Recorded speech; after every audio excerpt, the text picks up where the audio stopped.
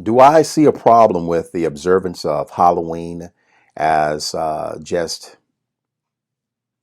an event for the children, an event for the parents to go out trick-or-treating with the kids? Is there an issue with that? Yes, it is. It's a huge issue. There are always issues, brothers and sisters, if you call yourself a Christian, one who follows Christ. If you call yourself a part of the body of Christ, one whose tenets or practices, if you will, religious convictions and practices are predicated upon the tenets of the gospel. It's a huge problem. Now, let me tell you why. Here's some secular data for you. I want to start with how we are able to introduce this word, this idea, this concept of Halloween. Halloween. Let's look at it. Hallow, holy, to set something apart, to make something sacred. Halloween comes from the Old English halligan, to make holy, sanctify, to honor as holy, consecrate, ordain, related to hallig, holy, from Proto-Germanic halligan. The event was known as All Hallows Eve, a preparation of fasting before the actual holiday of All Hallows Day, All Holy Day, All Holy Eve. I want to make sure we're placing emphasis on this.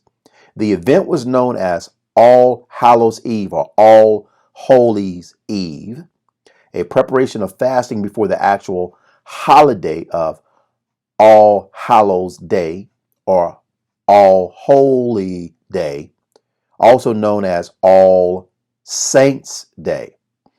During the continued development of the church into remote areas of Europe, they began to indoctrinate pagans into the church with ecclesiastical and cultural practices that the locals could relate to and freely embrace. So, is there a problem with observing Halloween with your children or allowing your children to observe the practice?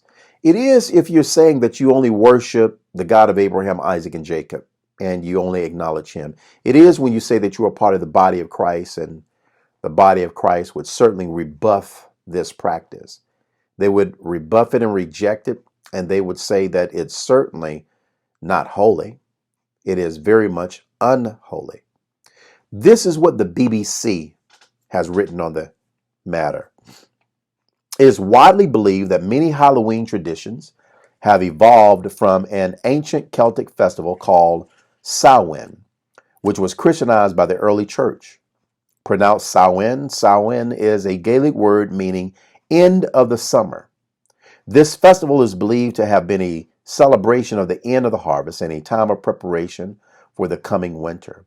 It is widely accepted that the early church missionaries chose to hold a festival at this time of year in order to absorb existing native pagan practices into Christianity, thereby smoothing the conversion process.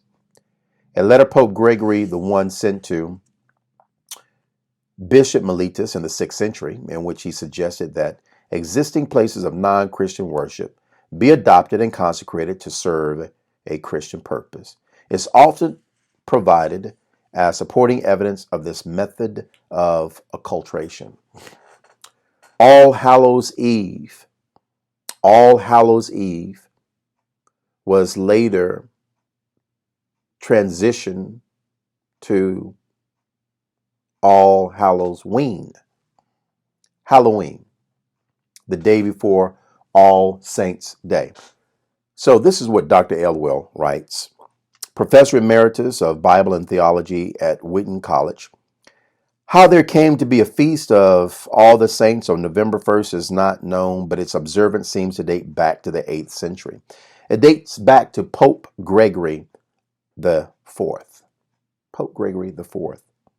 Elwell goes on to say the pagan festival of Halloween originated with the pre-Christian Druids of Gaul and Britain. The Druids believed that on this night, ghosts and witches were most likely to wander about.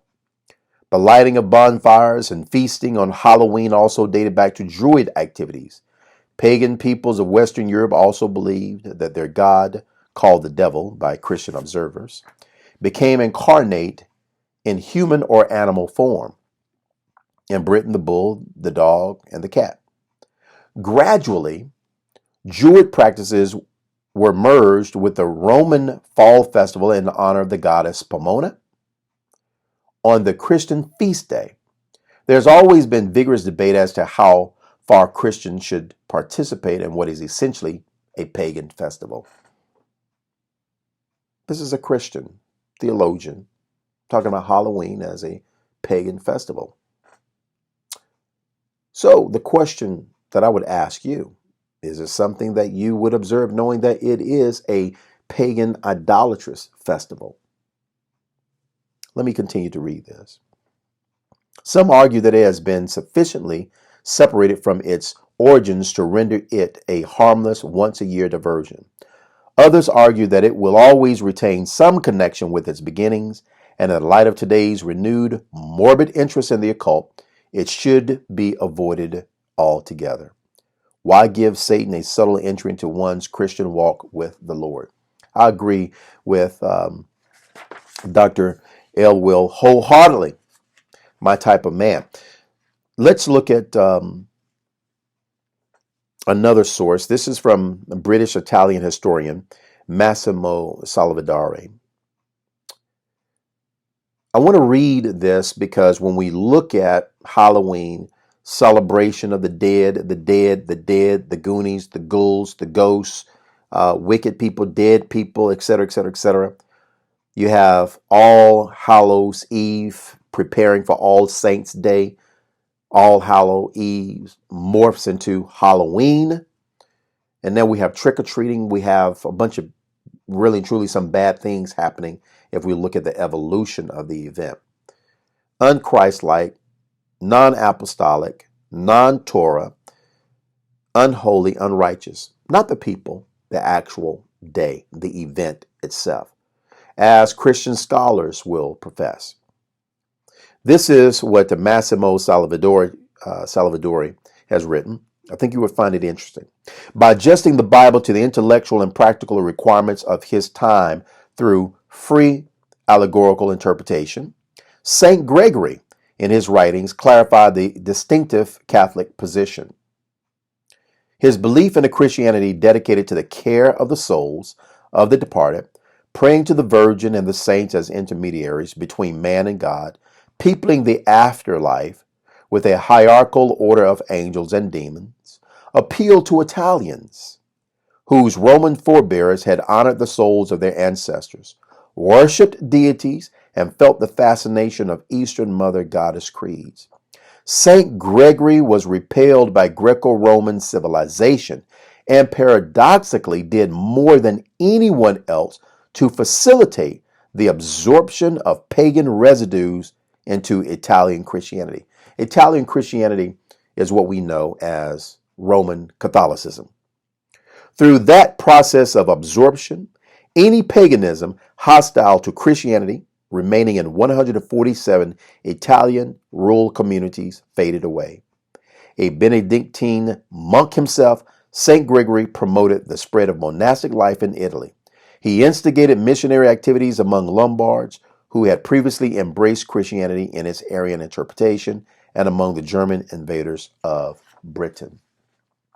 Halloween is a pagan, idolatrous, unholy, celebratory practice that's common amongst 3 billion so-called Christian adherents. Should this be something that is observed by biblicists and true Christians? Absolutely not. I don't see data to support this practice. My name is Arievah Ben Naseek. Thank you for your question. Join us again next week with the latest question. I'm hoping that it is just as interesting and intriguing as this one. Shalom.